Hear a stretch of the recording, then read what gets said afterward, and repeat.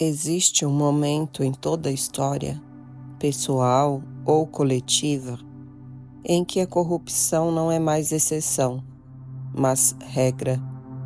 A Bíblia chama esse momento de os dias que antecederam o dilúvio.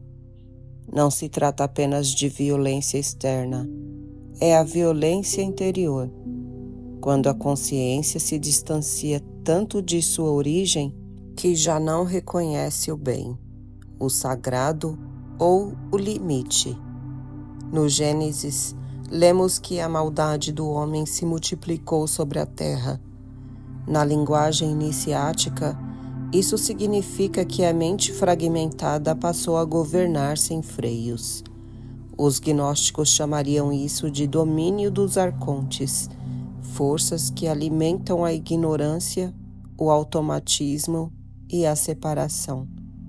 A Cabala diria: as Sefirot se desequilibraram. A psicologia moderna chamaria de dissociação coletiva. O dilúvio não começa com água. Ele começa quando a consciência se perde de si mesma. E a pergunta silenciosa ecoa: quando o mundo esquece sua origem, o que resta fazer? O texto bíblico não diz apenas o que o homem errou. Diz que toda a carne havia corrompido o seu caminho. Isso inclui pensamentos, desejos, impulsos, sistemas. Não é um pecado pontual, é um estado de consciência degenerado. Na visão cristã tradicional, esse é o ponto em que a justiça divina entra em ação. Na visão iniciática, é quando o sistema não sustenta mais a própria vida. O erro comum é imaginar Deus irado. O erro maior é não perceber que a corrupção gera consequências inevitáveis. Quando a mente humana se afasta da ordem interior, ela cria mundos inviáveis. Civilizações caem, relações colapsam, indivíduos entram em caos. O dilúvio é menos um castigo e mais um limite cósmico, como se a própria realidade dissesse: assim não. E talvez você reconheça isso na sua própria vida, aquele momento em que tudo precisa ruir para algo verdadeiro nascer. Aqui entramos em um dos trechos mais desconcertantes da Bíblia. Os filhos de Deus viram que as filhas dos homens eram formosas, e daí surgiram os Néfilins, os gigantes. A leitura literal empobrece, a leitura iniciática revela. Na tradição gnóstica, isso simboliza a mistura indevida entre planos, forças superiores interferindo em níveis inferiores sem harmonia. Arcontes, egrégoras, consciências não alinhadas usando a mente humana como veículo. Psicologicamente, isso representa impulsos inconscientes dominando o ego, instintos sem consciência, poder sem sabedoria. O resultado? Uma humanidade forte tecnologicamente, mas espiritualmente infantil. O dilúvio surge como resposta a esse desequilíbrio híbrido, quando forças internas e externas se misturam sem integração. O colapso é inevitável. E aqui a pergunta retorna: quem está governando a sua mente hoje? No meio do caos surge uma frase discreta, mas decisiva. Noé andava com Deus? Noé não é apenas um homem, é um arquétipo. Ele representa a consciência que, mesmo cercada pela corrupção, mantém alinhamento interior. Na visão cristã, Noé é o justo. Na gnóstica, ele é o portador da centelha desperta. Na psicologia profunda, ele é o ego integrado ao self. Noé não luta contra o mundo, não tenta convencer ninguém, ele ouve. Isso é crucial. A salvação não começa na ação, começa na escuta. Enquanto o mundo reage, Noé responde ao chamado interno. Enquanto a massa dorme, ele constrói. E isso nos confronta diretamente. Você está reagindo ao caos ou construindo algo que atravessa a tempestade? A arca não é um barco, é um símbolo da estrutura interior capaz de atravessar o colapso. Cada medida, cada compartimento, cada material descrito no Gênesis carrega significado. A arca é ordem em meio ao caos. Na leitura iniciática, ela representa a mente organizada, a consciência que cria limites, hierarquias e propósito. Os gnósticos diriam: a arca é o refúgio da gnose em um mundo dominado pela ignorância. A Cabala veria ali um templo móvel. A psicologia veria um ego fortalecido, capaz de conter emoções primitivas sem ser inundado. Você não entra na arca por acaso, você constrói a arca antes da chuva. E isso dói porque construir exige disciplina, silêncio e renúncia. O dilúvio sempre chega. A pergunta é: o que em você foi preparado para sobreviver? Os animais significam os instintos preservados, não negados. 2 de cada espécie entram na arca. Isso não é aleatório. Os animais simbolizam os instintos, os impulsos primitivos, a energia vital. O erro não é ter instintos, o erro é deixá-los soltos. Noé não extermina os instintos, ele os organiza. Aqui há uma lição profunda. A espiritualidade verdadeira não reprime, integra. Na visão gnóstica, o problema do mundo não é o corpo, mas a inconsciência. Na cristã madura, o corpo é o templo quando há ordem. Na psicologia, o instinto precisa de direção, não de negação. A arca comporta o animal e o humano. Isso é individuação. Seus impulsos não são inimigos, são forças que precisam de contenção consciente. Sem isso, eles se tornam destrutivos. Com isso, tornam-se potência. O dilúvio não mata os instintos, ele revela quem sabe conduzi-los. Quando a chuva começa, não é apenas água que cai, é a dissolução das formas. Na Bíblia, as águas sempre simbolizam o inconsciente, o caos indeterminado. O dilúvio é um retorno temporário ao estado pré-criação. Tudo o que foi construído sobre mentira, ego inflado e separação simplesmente não flutua. Na visão gnóstica, isso é o colapso das ilusões arcontes. Na hermética, é a dissolução antes da nova coagulação. Como é dito na alquimia, solve et coagula. Na vida humana, isso aparece como crise, perda, confusão, desorientação. Mas a crise não vem para punir, ela vem para desfazer o que não é real. Quem está na arca sente o balanço, mas não afunda. Quem vive sem estrutura interior é engolido. As águas sobem para todos, mas nem todos atravessam. 40 dias e 40 noites. Esse número não é histórico, é simbólico. 40 é o tempo da provação transformadora. Moisés no Sinai, Jesus no deserto, o dilúvio sobre a terra. Na alquimia interior, 40 representa o tempo necessário para a matéria bruta se transformar. Não é rápido, não é confortável, é necessário. O dilúvio não acaba quando você quer, ele acaba quando a transformação está madura. Psicologicamente, isso é o tempo da reestruturação profunda.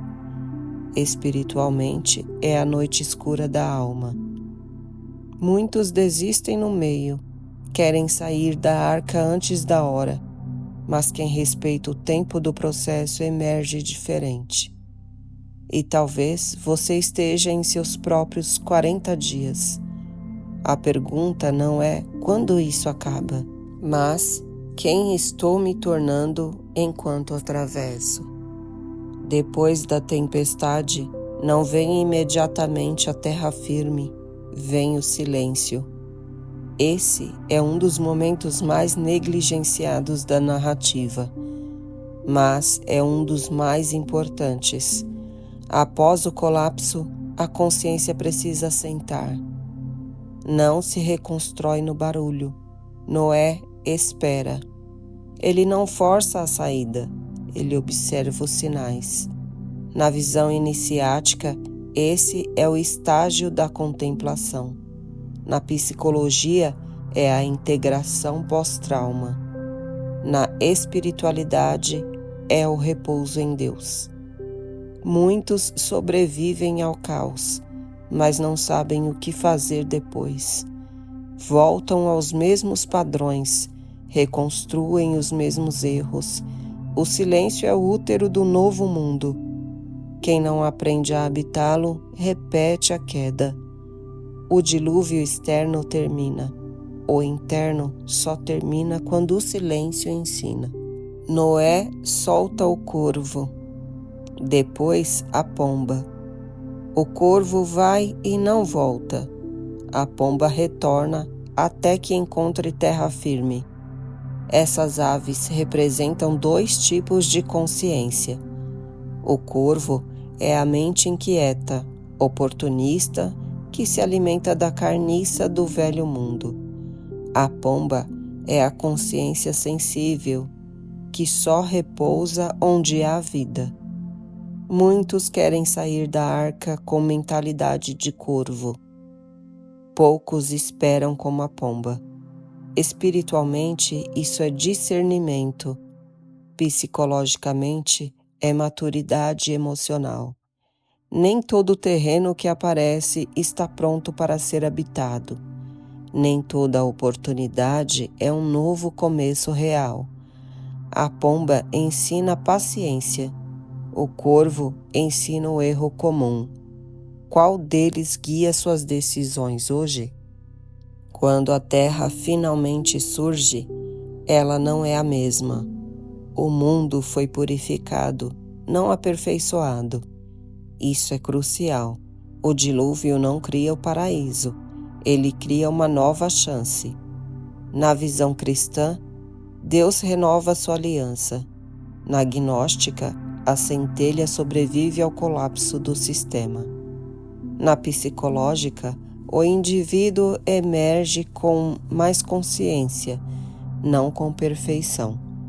A expectativa de um mundo sem conflitos é infantil. A proposta bíblica é um mundo com responsabilidade. Toda regeneração carrega a memória. O novo mundo nasce com cicatrizes. E isso é bom, cicatrizes ensinam limites. A vida após o dilúvio exige vigilância constante, porque a queda pode se repetir. A pergunta agora é: o que você fará diferente com essa nova terra interior? A primeira ação de Noé ao sair da arca não é construir casas, é construir um altar. Isso é profundamente simbólico. O altar representa reconhecimento da origem, gratidão não emocional, mas ontológica. Noé entende que sobreviveu não por mérito, mas por alinhamento. Na tradição iniciática, esse gesto sela a integração da experiência. Na psicologia, é a ressignificação do trauma.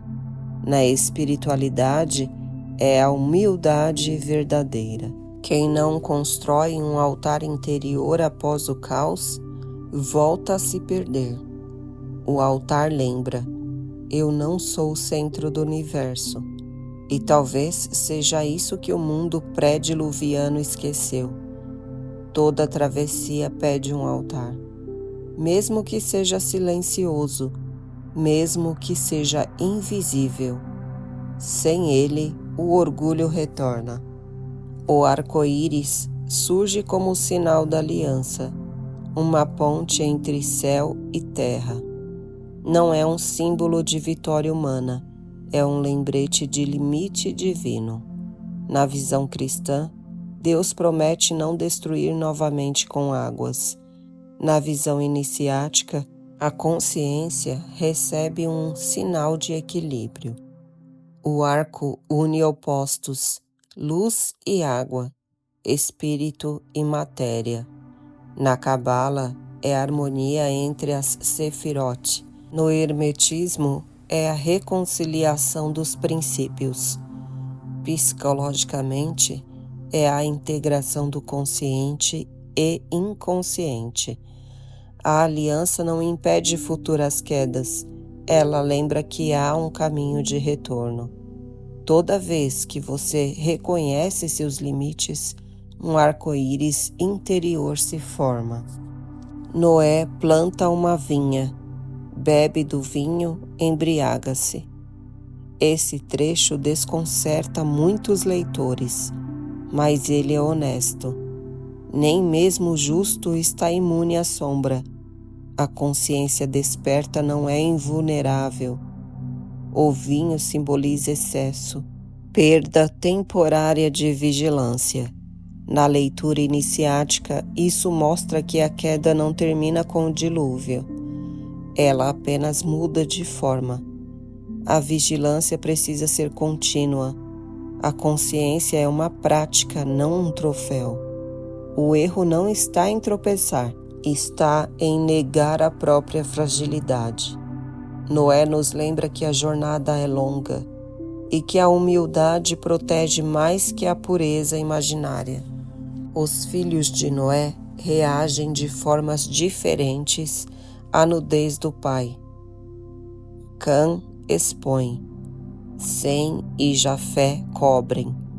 Isso é um arquétipo poderoso.